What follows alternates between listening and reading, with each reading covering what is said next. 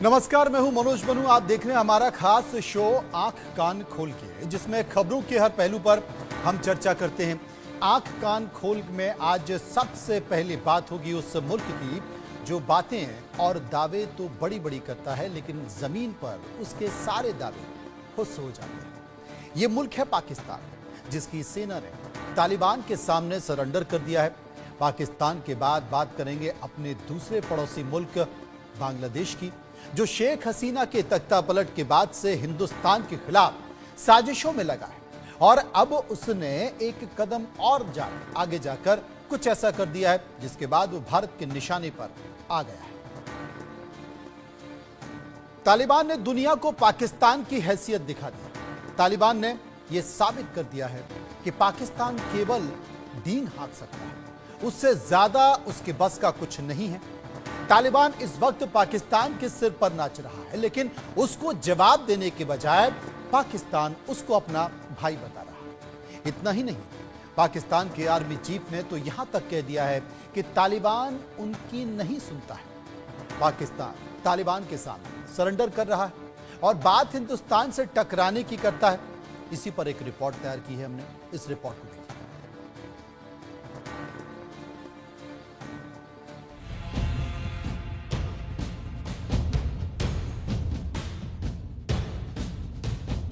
जिस पाकिस्तान के पास 17 लाख सैनिक, 3700 से ज्यादा टैंक, 1400 सैन्य विमान, 387 लड़ाकू विमान, 50,000 से ज्यादा आर्म्ड व्हीकल्स, 600 रॉकेट लॉन्चर, 2 विध्वंसक पोत और 8 पनडुब्बी हैं, उस पाकिस्तान ने हार मान ली है, सरेंडर कर दिया है, हथियार डाल दिए हैं, अपने पैर पीछे खींच लिए हैं।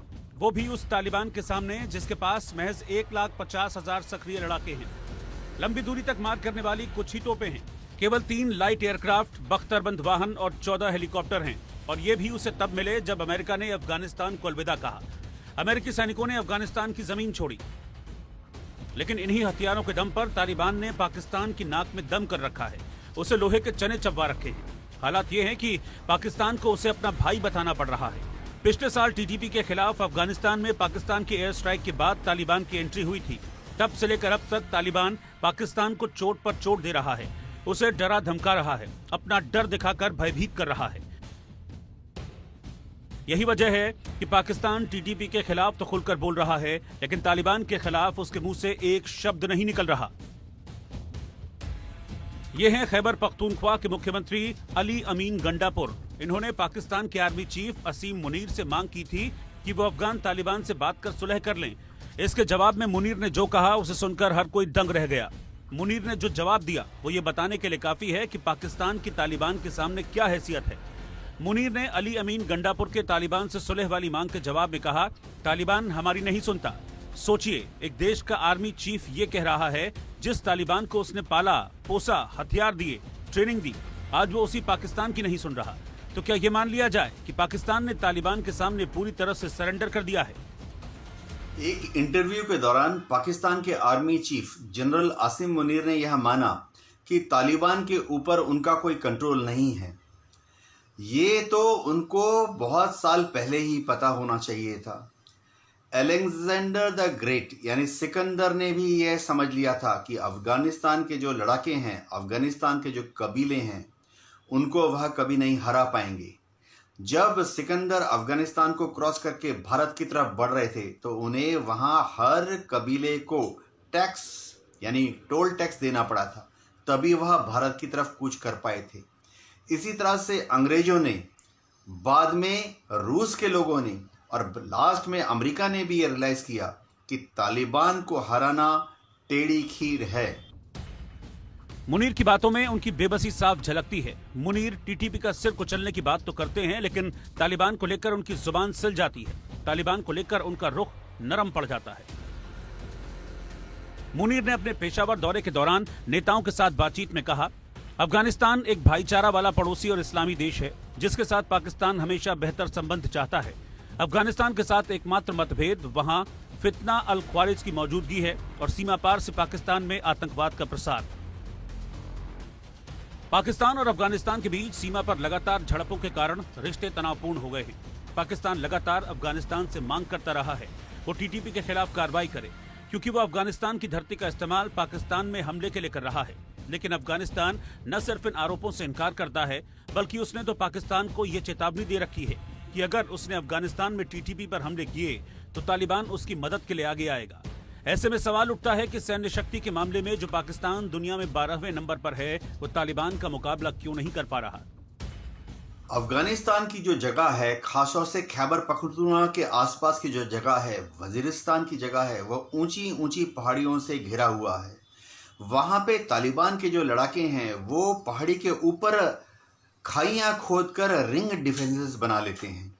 पाकिस्तान की फौज या रेंजर जब आगे बढ़ते हैं तो वह नीचे घाटियों से जो सड़कें हैं उसके थ्रू अपनी कॉन्वॉयज को लेके आगे बढ़ते हैं। अब तालिबान के लड़ाकों को दूरबीन की मदद से पाकिस्तान आर्मी के ये कॉन्वॉय 5 किलोमीटर 10 किलोमीटर की दूरी से नजर आ जाते हैं। वह सही समय पर उन पर मशीन गन, आरपीजी या हथगोलों से हमला करके आसपास की पहाड़ियों में तितर बितर हो जाते हैं। जब पाकिस्तान की आर्मी इन तालिबानियों के ऊपर काउंटर फायर करना चाहती है और ऊपर देखती है तो उन्हें ऊपर पहाड़ की ऊंचाई पर कोई भी तालिबानी नजर नहीं आ रहा, क्योंकि वो रिंग डिफेंसेस की मदद लेते हुए इधर उधर पहाड़ियों में घुल मिल जाते हैं। ये एक क्लासिक गुरिल्ला टेक्निक है।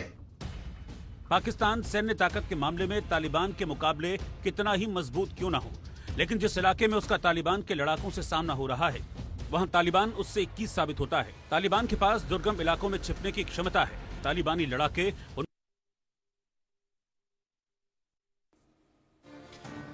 पाकिस्तान तालिबान से ही नहीं घबरा रहा, वो तो अब अपने देश के लोगों से भी डरने लगा है। उनके सच दिखाने से वो तिलमिलाने लगा है।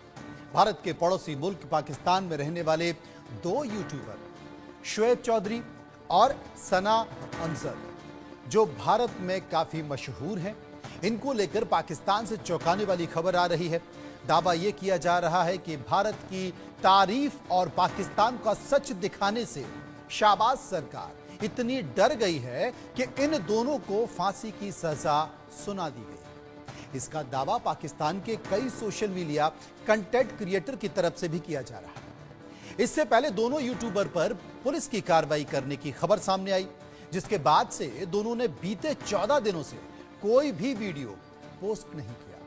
सना अमजद ने अपने आखिरी वीडियो में 2 हफ्ते पहले पोस्ट किया था। वहीं रियल एंटरटेनमेंट चैनल के ऑनर शुएब चौधरी ने भी यूट्यूब पर अपनी आखिरी वीडियो आज से 2 हफ्ते पहले पोस्ट की थी। सबसे खास बात यह है कि दोनों शख्स के वीडियो भारत में काफी पसंद किए जाते हैं। इनके वीडियो पर लाखों व्यूज भी आते थे। इसके अलावा दोनों के सब्सक्राइबर भी करीब 16 लाख के आसपास थे। इनमें सबसे ज्यादा लोग भारत के ही थे। शुएब चौधरी का यूट्यूब चैनल रियल एंटरटेनमेंट और सना अमजद नाम के यूट्यूब चैनल पर पाकिस्तान के हालात पर आवाम से प्रतिक्रिया ली जाती है। भारत को लेकर भी उनके रिएक्शन लेते हैं। अब पाकिस्तानी हुक्मरानों को यह बात सही नहीं लगी और उन्होंने इन यूट्यूबर्स को फांसी पर चढ़ाने का फैसला ले लिया है। हालांकि इंडिया न्यूज इस दावे की पुष्टि नहीं करता है, लेकिन वहां पर जिस तरह की खबरें आ रही हैं वो खबरें लगातार यही बताती है, क्योंकि सोशल मीडिया पर लगातार इस तरह की चर्चा की जा रही है। चर्चा कर लेते हैं। KH काशिफ मीर पाकिस्तानी पत्रकार इस वक्त मेरे साथ मौजूद हैं। डॉक्टर ब्रह्मदीप अलूने विदेशी मामलों के जानकार मेरे साथ मौजूद हैं। सबसे पहले KH काशिफ मीर के पास चलूंगा, जो कि पाकिस्तानी पत्रकार हैं। मीर साहब, जो 2 खबरें आ रही हैं, 2 जो सोशल मीडिया कंटेंटर हैं, सुनने में आ रहा है कि पाकिस्तान ने काफी सख्ती कर दी है, फांसी की बात भी लगातार आ रही है और काफी समय पहले इनके सोशल मीडिया पर कोई नई चीज, कोई नया कंटेंट नहीं देखा गया। मैं आपसे पूछना चाहता हूं कि हकीकत क्या है? देखिए, बहुत शुक्रिया आपका। जहां पर आपने 2 लोगों का जिक्र किया, इनके बारे में मैं को बहुत ज्यादा बात तो नहीं कर सकता। सोशल मीडिया के ऊपर मैंने भी इनके हवाले से कुछ पोस्टें देखी हैं। हाँ, पाकिस्तान के अंदर और पूरी दुनिया में आज़ादी इज़हार राय होना चाहिए और किसी के ऊपर भी पाबंदी नहीं होनी चाहिए। ये हमारा यहाँ की अपनी हुकूमत से भी मुतालबा है। ये हमारा मुतालबा भारत के अंदर काम करने वाले लोगों को अगर रोका जाता है तो उनसे भी यही रहता है। और दूसरी बात यह है कि मुल्क के खिलाफ अगर इन्होंने कोई काम किया होगा तो मेरा ख्याल है कि उस हवाले से यहाँ की जो भी अगर किसी कानूनी इदारे को, सिक्योरिटी के इदारे को अगर कोई मसला है उनसे, तो मेरा ख्याल है कि ये मामला अदालतों में जाना चाहिए और अदालतों के जरिए ही ये साबित हो सकता है कि आया उनके ऊपर जो कोई जुर्म है वो कोई साबित होता है या नहीं होता। तो मेरा ख्याल है कि अगर दोनों का मामला है, 14-15 दिन पहले की पोस्टें थी, पहले से अगर कोई केस नहीं है, तो कोई 14-15 दिन में, जिस तरह की आपने बताया, तो 14-15 दिन में कोई फांसी की सजा किसी को नहीं दे देता। पाकिस्तान के अंदर भी गो के बाकी बहुत से ममालिक की तरह यहाँ पे भी मीडिया के ऊपर सेंसरशिप भी है और सेल्फ सेंसरशिप भी है, लेकिन इसके बावजूद भी यहाँ की जो अदालतें हैं वो इंडिपेंडेंट काम करती हैं। तो मेरा ख्याल है कि ये मामला जब अदालतों में अगर जाएगा, कुछ लोगों को अगर लोगों को अरेस्ट किया गया है, तो मेरा ख्याल है कि ये मामला अदालतों में जाएगा और अदालतें इसका बेहतर फैसला कर पाएंगी। मेरे साथ डॉक्टर ब्रह्मदीप अलूने हैं। डॉक्टर ब्रह्मदीप, सना अमजद और शोएब चौधरी, अक्सर ये दोनों जो सोशल मीडिया कंटेंटर ये वहां पर जाते थे, लोगों की प्रतिक्रिया लेते, चाहे वो महंगाई का मामला हो, सरकार के हुक्मरानों की बात हो, सेना की बात हो, या फिर वहां पर लोगों के नब्ज को तलाशने का काम हो, लेकिन ये गायब है, ये दिखाई नहीं दे रहे। निश्चित तौर पर जो पाकिस्तान के सोशल मीडिया से जो जानकारी आ रही है, ये जानकारी आ रही है कि जनाब ये गायब हो चुके हैं और इनकी आवाज दबाने की कोशिश की है। फांसी की भी खबरें आ रही हैं, लेकिन हम इसकी पुष्टि नहीं करते, ये तो वहीं से निकल कर आएगा जब ये खुद सामने आएंगे। आपके पास क्या सूचना, आप इस मामले को कैसे देखते हैं, अभिव्यक्ति की आजादी को लेकर? मनोज जी, बहुत धन्यवाद इतने अच्छे प्रोग्राम में मुझे आमंत्रित करने के लिए। देखिए, शोएब और इनके जो वीडियो मैंने देखे और मेरे विचार में शोएब जो कर रहे हैं वो जो पाकिस्तानी जो विचार हैं उसके अनुसार वो गद्दारी कर रहे हैं, क्योंकि पाकिस्तान में जो वजूद है वो तो भारत विरोध पर टिका है। वहां की फौज जो है वहां पर लोकतंत्र स्थापित नहीं होने देना चाहती, क्योंकि यदि लोकतंत्र स्थापित हो गया तो फिर जो हिंदुस्तान है, देखिए जो जियाउर रहमान थे, उन्होंने एक बात कही थी कि जो भारत है, भारत से हमको डर ऐसा लगता है कि कहीं भारत में हम वापस खो न जाए, मिल न जाए, क्योंकि यहाँ की संस्कृति एक है, यहाँ की सभ्यता जो है वो मिलाने की कोशिश करती है। तो पाकिस्तान तो हमसे अलग है ही नहीं, लेकिन हमसे अलग दिखना चाहते हैं। और जो शोएब है वो पिछले 2-3-4 सालों से यूट्यूब के जरिए बताते थे पाकिस्तानियों को कि भारतीय जो है वो कितने अलग है, भारत की धर्मनिरपेक्षता कितनी मजबूत है, भारत में मुसलमान कितने खुशहाल रहते हैं। और पाकिस्तान की फौज भला इस बात को कैसे पसंद करेगी कि कोई पाकिस्तान का बाशिंदा ये बताए कि जो हिंदुस्तान है वहां के जो मुसलमान है वो खुशहाल है। क्योंकि देखिए दो फर्क देखिए आप, एक पाकिस्तान के परमाणु बम के जो जनक है जिन्होंने परमाणु चोरी की थी और उनको जेल में डाल दिया गया, एक भारत के परमाणु बम के जनक है जो एपीजे अब्दुल कलाम साहब जो देश के राष्ट्रपति बने।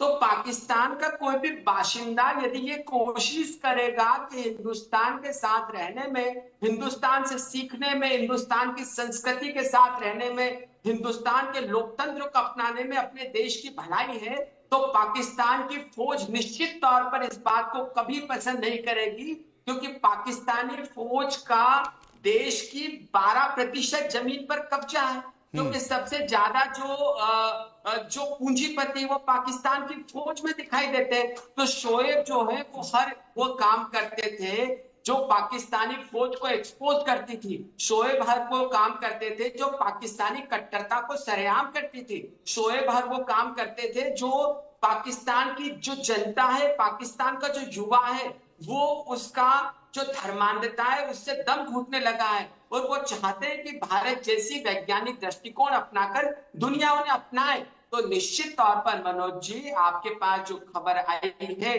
वो निश्चित तौर पर सही होगी कि शोएब को जेल में डाल दिया गया होगा। हालांकि इसकी पुष्टि का इंतजार है, लेकिन शोएब और सना अमजद की जो स्टोरी है, उनके जो फांसी की इनसाइड स्टोरी है, हम उस पर चर्चा कर रहे थे। आगे बढ़ते हैं और बात कर लेते हैं आखिर तालिबान को लेकर, टीटीपी को लेकर पाकिस्तान क्या सोचता है, क्यों पाकिस्तान की सेना दहशत में है, क्यों पाकिस्तान की सरकार के माथे पर इसे लेकर शिकन है, इसे लेकर पसीना है। काशिम मीर मेरे साथ बने हुए। काशिम मीर साहब, हमने अपनी रिपोर्ट के हवाले से भी लोगों को दिखाया कि करीब 17 लाख सैनिक, 600 रॉकेट लॉन्चर, 3700 टैंक, 1400 सैन्य विमान और 6,54,000 सक्रिय सैन्य कर्मी हैं।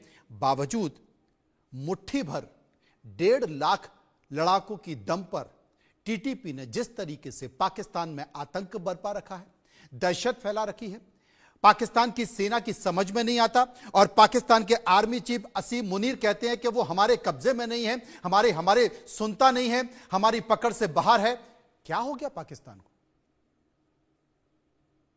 देखें, जो तालिबान है, इसकी जो क्रिएशन थी, इसका जो फैलना फूलना था, वो पाकिस्तान ने नहीं किया, वो अमेरिका ने किया था। और अमेरिका ने रशिया को तोड़ने के लिए किया था। और उस वक्त अगर पाकिस्तान की जो एस्टेब्लिशमेंट थी या हुकूमत थी, उसने तालिबान को बनाने में, सपोर्ट करने में अगर उस वक्त साथ दिया तो ये गलत था।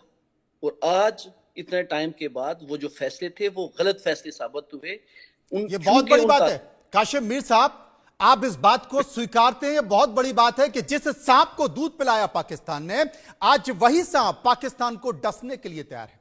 और गौर से सुनिए, देखिए बात पूरी होने दें। हाँ, देखिए, तालिबान को बनाने के लिए सबसे बड़ा जो रोल था वो अमेरिका का था जी, वो पाकिस्तान का नहीं था।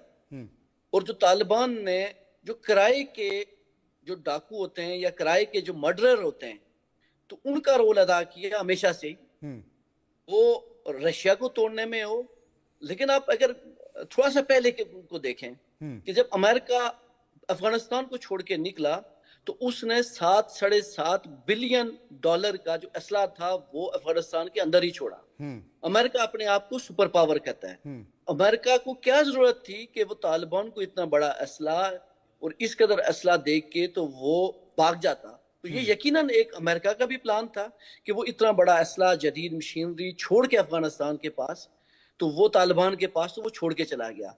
आज अगर तालिबान मजबूत हुआ है तो वो अमेरिका की वजह से हुआ है, वो पाकिस्तान की वजह से नहीं हुआ। मैंने पहले भी कहा कि अगर पाकिस्तान ने जब तालिबान को सपोर्ट किया, गलत किया, उसका सबसे ज्यादा जो नुकसान था वो भी पाकिस्तान को हुआ। क्योंकि पाकिस्तान में गुज़िश्ता एक लंबे अरसे से जो दहशतगर्दी की जो कार्रवाइयां थी, उनमें तालिबान का बहुत बड़ा रोल था। लेकिन हमने देखा है कि गुज़िश्ता चंद सालों के अंदर पाकिस्तान के अंदर जितने भी इंताब पसंद थे उनके खिलाफ कार्रवाइयां हुई, तालिबान के खिलाफ भी कार्रवाइयां हुई।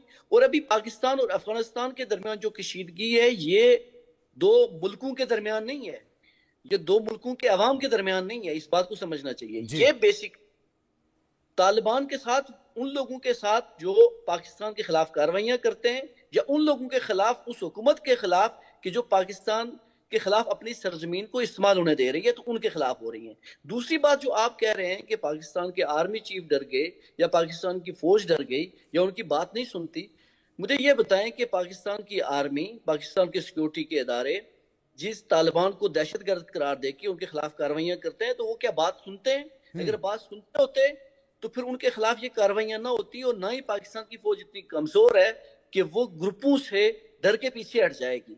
पाकिस्तान के अंदर किसी भी जगह के ऊपर तालिबान को जगह बनाने की गुंजाइश नहीं है, उनको कैंप बनाने की गुंजाइश मौजूद नहीं है। और जिन जिन एरियाज के अंदर तालिबान अपने आप को मजबूत करने की कोशिश कर रहे थे, तो उनके खिलाफ सर्च ऑपरेशन हुए, उनके ठिकाने ना सिर्फ यहाँ से खत्म किए गए, बल्कि अफगानिस्तान में जो बॉर्डर के जिन एरियाज के अंदर जहाँ से कार्रवाइयाँ पाकिस्तान में होती थी, तो पाक फौज ने वहाँ पे सर्जिकल स्ट्राइक भी किए, एयर स्ट्राइक भी किए। और अभी भी अगर तालिबान ने अब उन लोगों को जो दहशतगर्द हैं, वहाँ की हुकूमत ने अगर उन दहशतगर्दों को पाकिस्तान के खिलाफ इस्तेमाल होने से न रोका, तो अफगानिस्तान के अंदर मजीद कार्रवाइयां भी होंगी और बहुत सारी कार्रवाई होगी। लेकिन जिस एयर स्ट्राइक का जिक्र कर रहे हैं ना, वही तलखी का बड़ा कारण है। और इसी कारण से तालिबान में वो तलखी देखी जा रही है।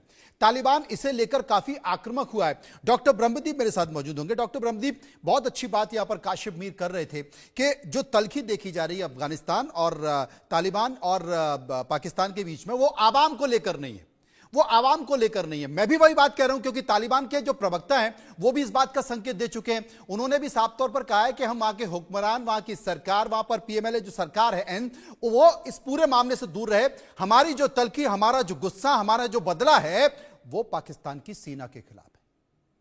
ये संकेत क्या है डॉक्टर ब्रह्मदीप? लेकिन वो संतान जो है वो तो पाकिस्तान में है। पाकिस्तानी फौजी उनको प्रशिक्षण देते हैं, पाकिस्तान के से निकलने वाले धर्म गुरुओं ने उनको कट्टरता का पाठ पढ़ाया, आईएसआई उनको पोसती रही। मीर साहब कह रहे हैं कि अमेरिका ने उनको तैयार किया।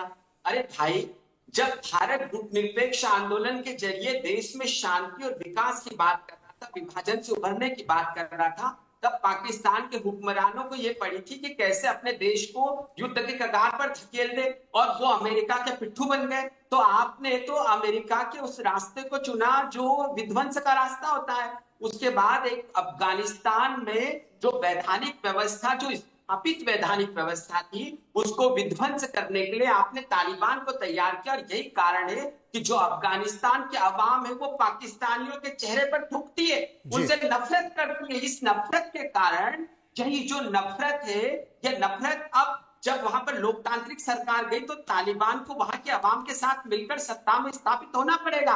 और पाकिस्तान तो चाहता था कि अफगानिस्तान को विध्वंस करके कैसे अफगानिस्तान पर कब्जा कर ले, लेकिन अफगानिस्तान डुरंड लाइन को नहीं मानते। और दूसरी बात है कि पाकिस्तान जिस इस्लामिक दुनिया की बात करता है, तो वो पश्तून जो अफगानिस्तान और पाकिस्तान के बॉर्डर पर रहते हैं, आप उनको तोड़ देना चाहते हैं, और बलूचिस्तान को भी तोड़ देना चाहते हैं, क्योंकि डुरंड रेखा तो जो है वो कहां से कहां पर जाती है, जो पूरा इलाका है पश्तून टापर बसते हैं, वहां से बलूचिस्तान तक जाती है। तो दरअसल बात यह है कि अभी भी पाकिस्तान को स्वीकार करना पड़ेगा कि पड़ोसी देशों को तोड़ने की जो आप कोशिश करते हैं, पड़ोसी देशों में जो कट्टरता फैलाते हैं, पड़ोसी देश पे जो आतंकी हमले करते हैं, उसका नतीजा ये होता है कि उस देश की जो आवाम है आपसे नफरत करती है। और रही बात तालिबान की, तो तालिबान कबायली लोग हैं, वो कबायली रहकर और हमले करते हैं, गुरिल्ला युद्ध को लड़ते हैं। बिल्कुल आपने सही कहा, गोरेला युद्ध करेगा, और गोरेला युद्ध के लिए क्या पाकिस्तान तैयार है? तब जबकि खैबर पख्तूनख्वा से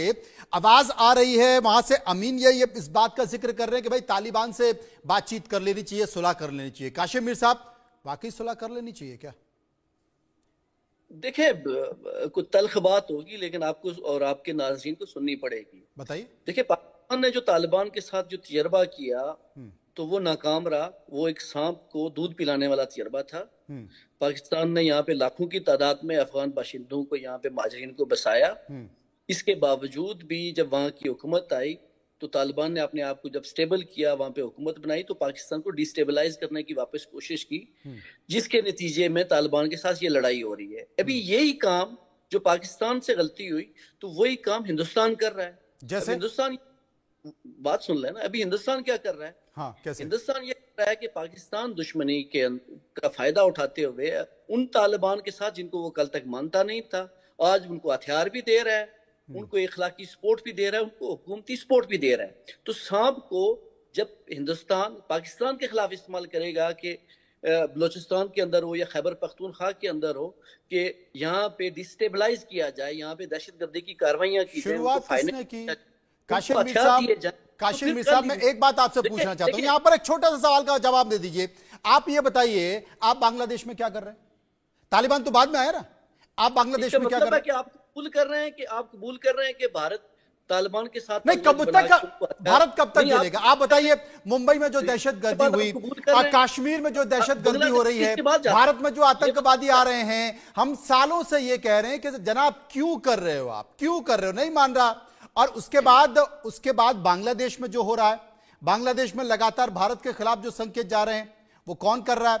वहां पर कट्टरपंथ जमात लगातार पाकिस्तान के साथ मिलकर, और पाकिस्तान बांग्लादेश के कट्टरपंथियों के साथ भारत के खिलाफ संदेश दे रहा है। तो हम क्या करें? हम क्या दही जमा कर बैठे हैं? पता क्या पड़ेगा? देखिए, इसे सीखना ये पड़ेगा, कूटनीति तो इस्तेमाल भारत को भी करनी पड़ेगी ना। देखिए ना, इससे सीखना ये पड़ेगा भारत को भी, पाकिस्तान को भी और बाकी मुल्कों को भी, कि जब आप किसी भी दहशतगर्द, किसी भी असला बरदार, किसी भी जत्थे को सपोर्ट करेंगे, तो फिर कल आज जो हालात पाकिस्तान के अंदर हैं या अफगानिस्तान के अंदर हैं, तो फिर कल आइए अपना जो जितनी भी मुतनाज़ा तंजीमें हैं, वो तालिबान की हों, वो वहाँ पे कालादम बाकी तंजीमें हैं जिनके ऊपर इंटरनेशनली बैन है, ये फिर कल जब भारत के अंदर कार्रवाइयां करेंगी तो आपसे फिर बर्दाश्त नहीं होगा। ये किसी के दोस्त नहीं हो सकते। जो काशिम साहब, पाकिस्तान की तरफ से तो भारत में लगातार ये किया जा रहा है और हम दशकों से ये झेल भी रहे हैं, लेकिन एक हद होती है, एक सीमा होती है, वो सीमा पार कर गई तो जैसे को तैसा किया जाएगा। आप बांग्लादेश के साथ कर रहे हैं, आप चाइना के साथ मिलकर खेल कर रहे हैं, तो ले लीजिए। आप अफोर्ड नहीं कर पाए, आपकी आबादी इस वक्त, आपकी मईशत तेजी से बढ़ रही है, आपने अपने मुल्क को काफी स्टेबल कर लिया है टेक्नोलॉजी के मैदान में भी, जिसकी हमें खुशी होती है कि भारत स्टेबलाइज हो रहा है। गुज़िश्ता 15-18 साल में भारत ने अपने आप को इकोनॉमी के हिसाब से बड़ा आगे लेके गया है। तो अगर आप दहशतगर्द जत्थों को सपोर्ट करना शुरू करेंगे तो आपकी आबादी 1 अरब 44 करोड़ है, तो फिर आप सह नहीं पाएंगे, फिर हिंदुस्तान के फिर टुकड़े होंगे अगर आप इनको करेंगे, फिर एक नहीं। हिंदुस्तान के टुकड़े नहीं, देखिए काशिफ साहब, हिंदुस्तान के टुकड़े की बात मत करिए। दशकों से भारत है, और जो पूर्वी पाकिस्तान जो अलग हुआ है ना, वो जब आपका पाकिस्तान अत्याचार पूर्वी पाकिस्तान में कर रहा था तो भारत ही न्याय दिलाने गया था, समझ रहे हैं? तो आज का बांग्लादेश, वो भारत ने न्याय दिलाया वहां के लोगों का। तो हिंदुस्तान की तो आप चिंता मत छोड़ दिए, लेकिन पाकिस्तान के 4 टुकड़ों पर जिस तरीके से हालत हो रही, देखिए बलूचिस्तान में क्या हो रहा है, खैबर पख्तूनख्वा में क्या हो रहा है, टीटीपी के लड़ाके क्या कर रहे हैं। और यहां पर थोड़ा सा मैं शब्द का इस्तेमाल करूंगा, हो सकता है अच्छा नहीं लगा। काशिफ मीर साहब, अलूने साहब, काशिफ मीर साहब ने एक चीज कही कि जो गलती पाकिस्तान ने की वही गलती भारत करने जा रहा है, अब वो तालिबान को सपोर्ट कर रहा है। तो इतने जरा सी एक उंगली कर दी भारत ने, उस उंगली से पाकिस्तान को दर्द होने लगा, और लगातार इतने सालों से, दशकों से पाकिस्तान हाथ पे हाथ किए जा रहा था, तब समझ में नहीं आया। तो उंगली कितनी खतरनाक साबित हो रही है, अलूनी साहब? मनोज जी, देखिए क्या है कि पाकिस्तानियों का जख्म इतना गहरा है कि उनका इलाज करना बहुत मुश्किल है, और यही कारण है कि जो उड़ती हुई मिर्च है वो वहां तक पहुंच गई है, उनके घाव तक। लेकिन भारत का इरादा जो है, पाकिस्तान और भारत के इरादों में फर्क है। भारत जो है वो अफगानिस्तान में निर्माण कर रहा है, आधारभूत संरचना बना रहा है, सड़कों को बना रहा है, अस्पताल को बना रहा है, 15 प्रोजेक्ट पे किस तरीके से वहां पर विकास की अवधारणा, विकास की अधोसंरचना की जाए, उस पर काम कर रहा है भारत। बिल्कुल, और पाकिस्तान ने वहां की बनाई हुई व्यवस्था को नष्ट कर दिया। तो पाकिस्तान विध्वंस करता है, भारत निर्माण करता है, ये दोनों देशों में फर्क है। और जिस दिन पाकिस्तान के लोगों को ये बात समझ में आ गई कि पाकिस्तान और हिंदुस्तान के बीच क्या फर्क है, मूल फर्क क्या है, उस दिन जो पाकिस्तान है वो हिंदुस्तान जैसा हो जाएगा। और मुझे लगता है पाकिस्तानियों को इस चीज को जल्दी से समझना चाहिए। मनोज जी, देखें, बात सुने। भारत ने बांग्लादेश के अंदर सरमायाकारी की, वहां पे डेवलपमेंट में रोल अदा किया, वहां पे एक हुकूमत को बड़ा भरपूर तरीके से सपोर्ट किया गया, लेकिन अवाम ने कबूल नहीं किया। अवाम ने कबूल नहीं किया, उसने एक हुकूमत को उठा के बाहर मार दिया। आज आप उनकी जो सरबराह थी, उस वक्त की वजीर आजम थी, जो आज वहां से मफरूर है, उसको आपने अपना दी हुई है, उसको वापस भारत का मुकाबला आपकी कट्टरपंथी ताकतों से भी रहता है। भारत जो है वो काम तो करता है, लेकिन उसका क्या करे जो पाकिस्तान के कट्टरपंथी जमात इस्लामी। देखिए काशिफ साहब, बात जब निकलेगी ना तो फिर दूर तक जाएगी, लेकिन हम चाहते नहीं है, बात चाहते नहीं है, क्योंकि देखिए जिस तरीके से यूट्यूबर के साथ बिहेव हो रहा है, आप भी खुल के नहीं बोल पा रहे। आपने बोला, आपने ये कहा कि तालिबान को जो सांप को दूध पिलाया, आज उसी का ये परिणाम है, और इसके लिए मैं आपकी तारीफ भी करूंगा, क्योंकि बहुत हिम्मत की बात है अगर ऐसा आप कह रहे हैं। तो जो गलती लगातार पाकिस्तान कर रहा है, वो अगर पाकिस्तान कंधे से कंधा मिलाकर छोटे भाई का रोल अदा करता तो शायद आज भी उसकी अर्थव्यवस्था अच्छी होती, वहां पर महंगाई का सितम नहीं होता। और मुझे लगता है कि लोकतंत्र की जो लगातार खबरें आती हैं वो खबरें वहां बेहतर नहीं आती, लेकिन नकारात्मकता के रास्ते पर पाकिस्तान जिस तरीके से बढ़ रहा है, वो अपने ही चारों तरफ से घिर रहा है, वो अपने ही बनाए जाल में फंस गया है। कभी विस्तार से चर्चा होगी। आपका बहुत बहुत शुक्रिया, आप मेरे साथ इस चर्चा में जुड़े रहे। अलूने साहब मेरे साथ मौजूद हैं, उनके साथ बातचीत होती रहेगी। असल में पाकिस्तान के बाद बात बांग्लादेश की। बांग्लादेश भी इन दिनों बड़ी बड़ी बातें कर रहा है, पाकिस्तान के साथ अपनी यारी बढ़ा रहा है। बांग्लादेश के आर्मी अधिकारी पाकिस्तान जाकर उसके आर्मी चीफ से मुलाकात कर रहे हैं। ये दोनों मुल्क हिंदुस्तान की बर्बादी चाहते हैं, लेकिन जिन देशों की आर्मी तालिबान और अराकान आर्मी का सामना नहीं कर पा रही है, वो हिंदुस्तान से मुकाबला कैसे करेंगे, ये बड़ा सवाल है, और ये उनकी समझ में भी नहीं आ रहा है। लेकिन रिपोर्ट के जरिए हमने समझाया। देखिए,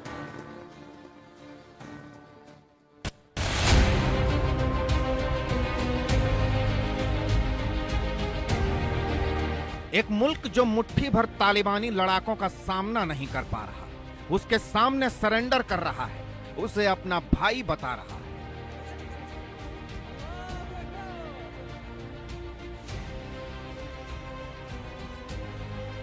एक मुल्क जो अराकान आर्मी के चंद लड़ाकों का सामना नहीं कर पा रहा, जिसकी फौज इनके डर से जमीन छोड़ रही है। ये दोनों मिलकर मुंगेरी लाल के हसीन सपने देख रहे हैं, लेकिन ये सपने तालिबान और अराकान आर्मी को हराने के नहीं, हिंदुस्तान से टकराने के सपने देख रहे हैं।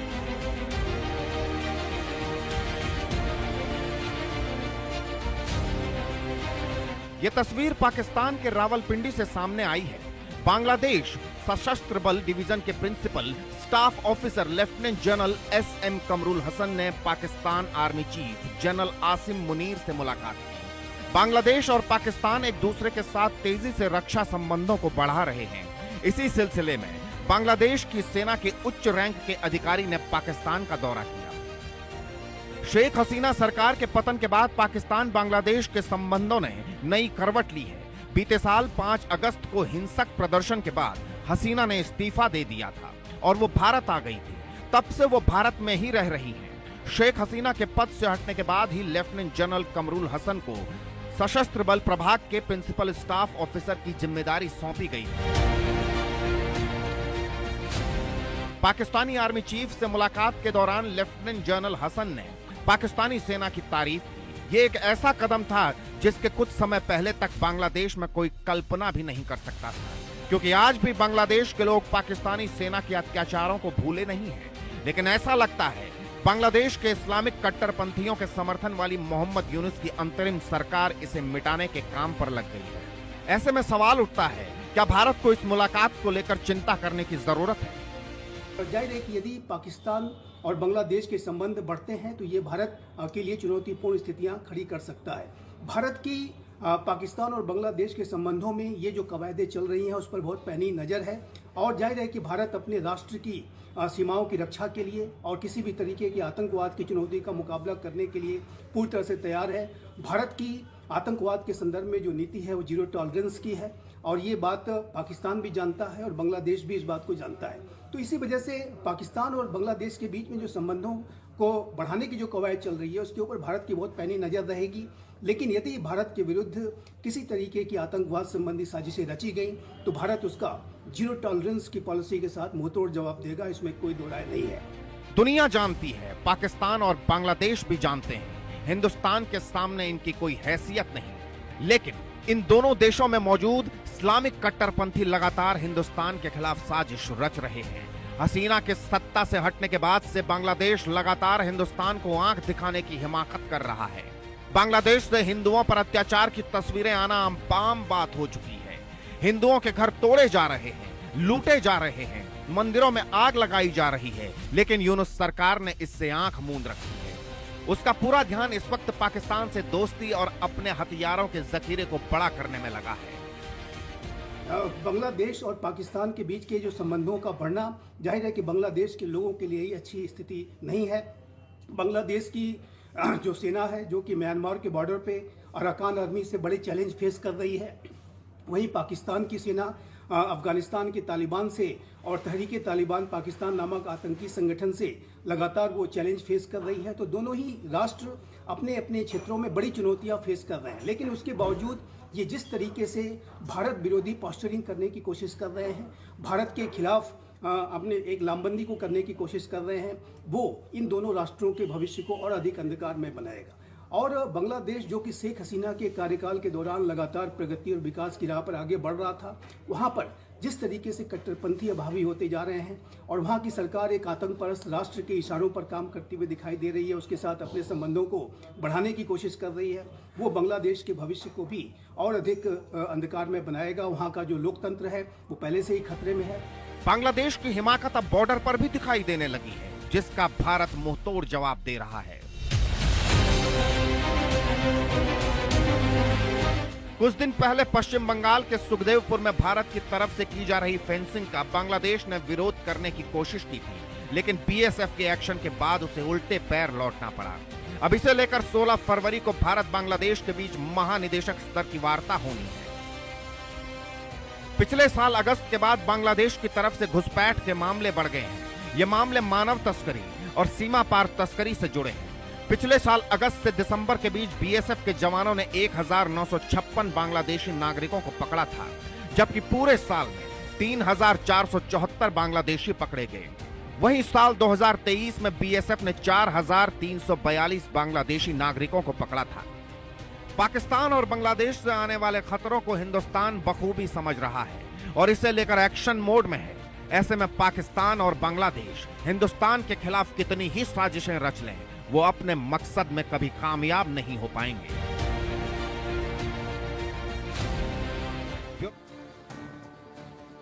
तो चर्चा कर लेते हैं बांग्लादेश की कर्नल रिटायर्ड टीपी त्यागी डिफेंस एक्सपर्ट मेरे साथ मौजूद है। डॉक्टर ब्रह्मदीप आलूने, विदेशी मामलों के जानकार मेरे साथ मौजूद है। सबसे पहले कर्नल रिटायर्ड टीपी त्यागी साहब के पास चलूंगा, जो कि डिफेंस एक्सपर्ट भी हैं। कर्नल साहब, अगर देखा जाए तो भारत बांग्लादेश का जो सीमा विवाद है वो अंग्रेजों से हमें विरासत में मिला, लेकिन 2011 और 2015 के बीच जो शेख हसीना है उनके साथ बैठकें हुई, भारत और बांग्लादेश की लंबी चर्चा हुई और ये काफी हद तक सुलझाने की कोशिश की, लेकिन ढाका में सरकार बदलते ही फिर तल्खी देखी जा रही है और ढाका से जो संकेत निकल कर आ रहे हैं वो भारत के खिलाफ है।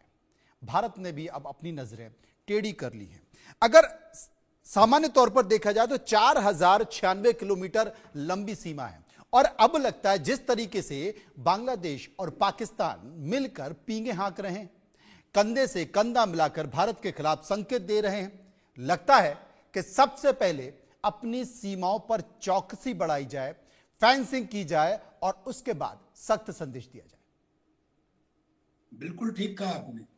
देखिए, यही एक छोटा सा डर है हमारी और बांग्लादेश की, जो 4000 किलोमीटर से ज्यादा का बॉर्डर लाइन है वो ज्यादातर पोरस है और जिसकी वजह से बांग्लादेश के लोग, यानी कि जिसमें ज्यादातर बांग्लादेशी मुसलमान हैं, वो हमारे यहाँ आ जाते हैं जी। वो उनको तो कंट्रोल किया जा सकता था, लेकिन अब जो शंका है वो ये है कि पाकिस्तान और बांग्लादेश जब आपस में हाथ मिला रहे हैं तो पाकिस्तान के आतंकी बांग्लादेश के लोगों को, कट्टरपंथियों को ट्रेन भी करेंगे और फिर खुद और उनके साथ भी हिंदुस्तान में घुसने का प्रयत्न करेंगे, यानी कि यहाँ थोड़ी बहुत स्टेबिलिटी के लिए खतरा होगा। पर सर, मेरा ये कहना है जी कि डूबने वाले को हमने जब दिया साहिल से हाथ, वो हमें भी डूबने का मशवरा देने लगे। क्या बात ये हालत पाकिस्तान और बांग्लादेश की है। बहुत बढ़िया। पाकिस्तान जो एक डूबता हुआ देश है, वो बांग्लादेश को क्या मदद करेगा? आज पाकिस्तान की स्थिति, चाहे नवाज शरीफ आप कितना ही कहने लगे कि नहीं साहब अफगानिस्तान तो हमारा मित्र देश है, नहीं साहब जो वहाँ के तालिबान है वो तो इस्लाम के शक्ति के प्रतीक हैं, ये सब वो किसी तरह से कवर अप करने का प्रयत्न करें, लेकिन तालिबान तब तक सेटिस्फाई नहीं होगा जब तक खैबर पख्तूनख्वा के जो पुश्तून है वो उनके साथ नहीं मिल जाएंगे। ऐसे ही बीएलए को सेपरेट करने के लिए वो जो चलान चल रहा है, और जो बीएलए है बलूचिस्तान लिबरेशन आर्मी, वो बलूचिस्तान को इंडिपेंडेंट किए बगैर सेटिस्फाई नहीं होगा। और पाकिस्तान जो ताकत की बात करता है, उसने बांग्लादेश 1971 में, ये लोग बड़े डोसाइल थे, तब भी इनको फोर्स से वो पूरी तरह कंट्रोल नहीं कर पाया। अफगानिस्तान के जो पठान हैं या बलूचिस्तान के जो मार्शल कौम है, उन्हें कैसे कर पाएगा? तो पाकिस्तान तो खुद इतनी मुसीबतों में फंसा हुआ है कि पीओके के लोग उसके खिलाफ हैं और इमरान की पार्टी उसके खिलाफ है। और हालत ये है कि टीटीपी जिन पाकिस्तानी सोल्जर्स को मारती है, इकोनॉमी ये है कि उनकी डेड बॉडीज को ले जाने के लिए गाड़ियां नहीं है, उन्हें गधों पे लाद के ले जाते हैं। तो ऐसे में पाकिस्तान क्या मदद करेगा जो खुद भूखा है? ये बड़ा सवाल है। डॉक्टर ब्रह्मदीप मेरे साथ मौजूद है। ब्रह्मदीप से आप पहले से ही फूटी हुई है पाकिस्तान की किस्मत, लेकिन आंख फूटी हुई थी कि हिंदुस्तान का बुरा हो जाए। बांग्लादेश थोड़ा ठीक ठाक तरीके से चल रहा था शेख हसीना के बाद, अब बांग्लादेश भी कह रहा है कि मेरी भी आंख फूट जाए, कम से कम भारत का कुछ तो बुरा हो। लेकिन भारत का बुरा तो होगा नहीं। जिस तरीके से आर्मी चीफ असीम की तारीफ कर रहे हैं हसन साहब, ये संकेत क्या है? ये संकेत क्या है? तब जबकि पाकिस्तान की सेना खुद उलझी हुई है। खैबर पख्तूनख्वा में तालिबान के लड़ाके उसे परेशान कर रहे हैं। बलूचिस्तान में वो अपने आप को संभाल नहीं पा रहा है, अपनी चौकियों को बचा नहीं पा रहा है, अपनी सरहदों की रक्षा कर नहीं पा रहा है। क्या कहना चाहते हैं हसन साहब तारीफ करके?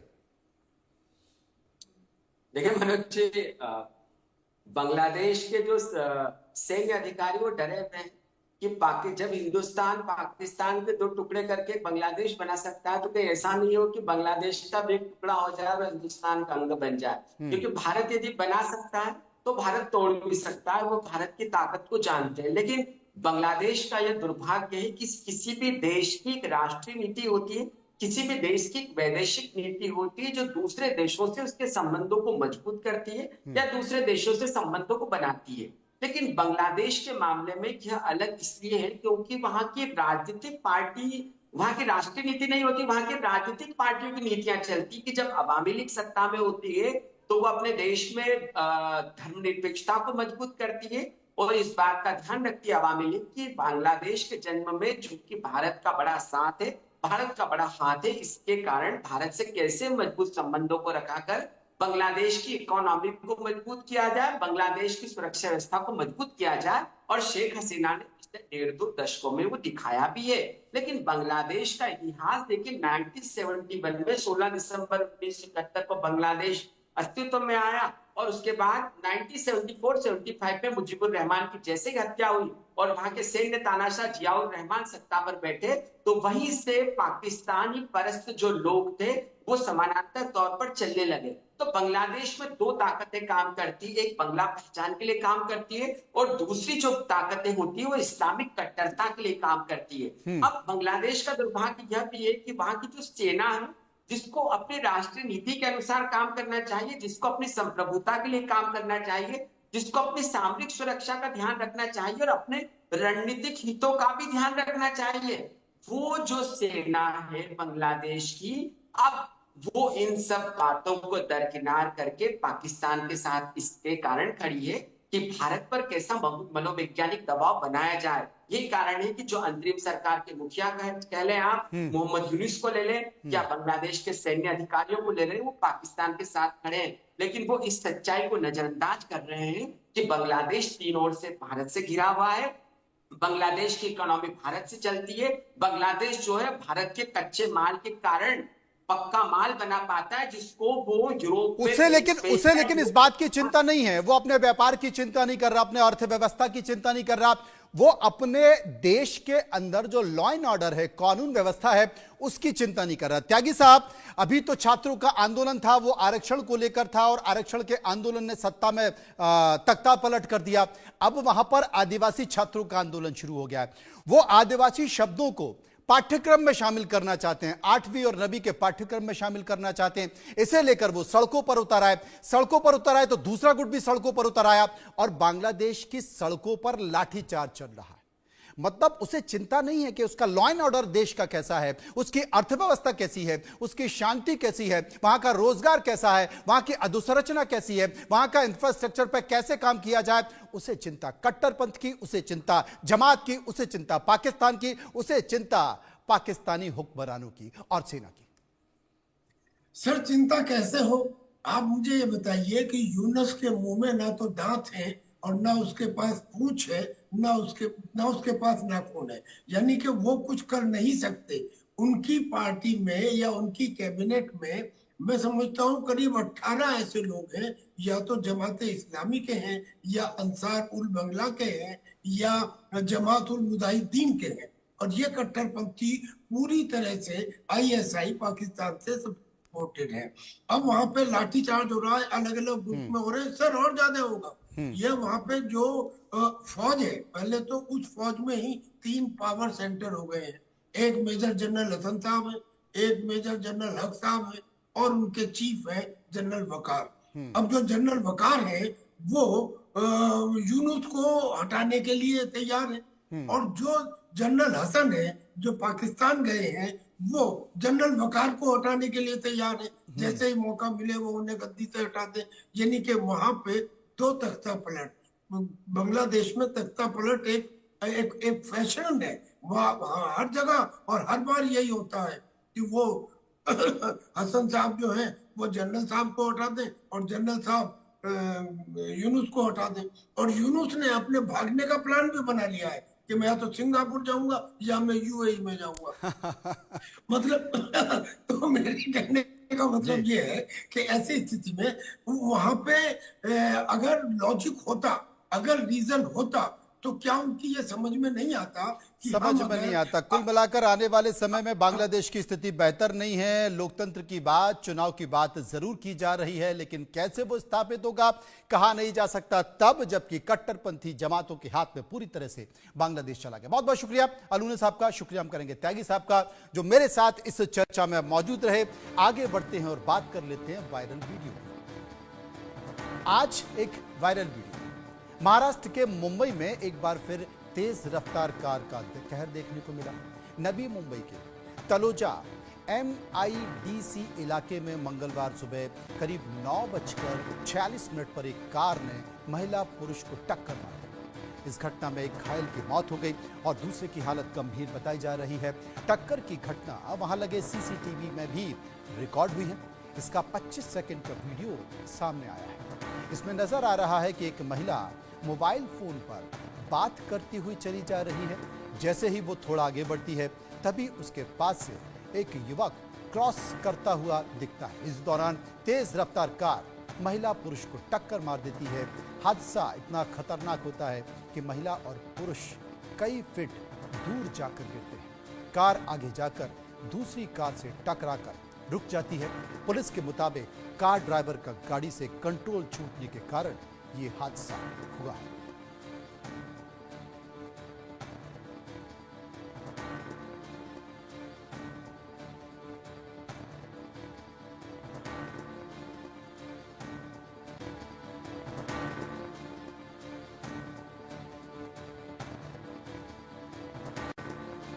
तो हमारे खास कार्यक्रम आंख कान खोल के में इतना ही। बाकी खबरों के लिए आप चलते रहिए इंडिया न्यूज के साथ। मुझे दीजिए इजाजत, नमस्कार।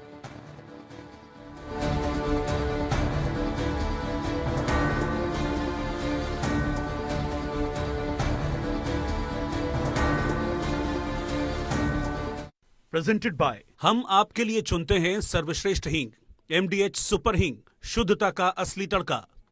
को powered by PolicyBazaar.com, her family होगी इंश्योर्ड। बीमारी हुई तो पता लगा कि हॉस्पिटल का बिल ऑफिस के हेल्थ इंश्योरेंस से कई गुना ज्यादा है। काश मैंने हेल्थ इंश्योरेंस लिया होता। पॉलिसी बाजार पर 1 करोड़ का हेल्थ इंश्योरेंस सिर्फ 430 रुपए महीने से शुरू। यशस्वी प्रधानमंत्री नरेंद्र मोदी जी के विजन के अनुरूप माननीय मुख्यमंत्री योगी आदित्यनाथ के प्रगतिशील नेतृत्व में अविस्मरणीय यादों के साथ संपन्न हुआ प्रयागराज कुंभ 2019 जैसा कीर्तिमान बनाने के लिए महाकुंभ 2025 के सफल आयोजन को तैयार है कर्म योगी सरकार। स्वच्छ महाकुंभ, हरित महाकुंभ के अनुरूप पौधरोपण, पार्कों का जीर्णोद्धार एवं सौंदर्यीकरण के विभिन्न कार्यों से पर्यटकों को होगी विशेष अनुभूति। कूड़ा प्रबंधन और पॉलिथीन फ्री महाकुंभ के लिए बनाई गई है विशेष कार्य योजना। श्रद्धालुओं की सुविधा के लिए 1,50,000 शौचालय का कराया जा रहा है निर्माण। सौंदर्यीकरण और मेला थीमेटिक लाइटिंग के कार्यों से कुंभ नगरी प्रयागराज को मिला है नव्य स्वरूप। महाकुंभ 2025 में अमृत स्नान का पुण्य कमाने आओ चलें महाकुंभ। सनातन गर्व महाकुंभ पर्व। महाकुंभ 2025 प्रयागराज। देश की बात, देश के लोगों की बात, राजनीति, खेल और दुनिया की खबरें, धर्म, संस्कृति और राष्ट्र नीति की खबरें, देश की जनता के लिए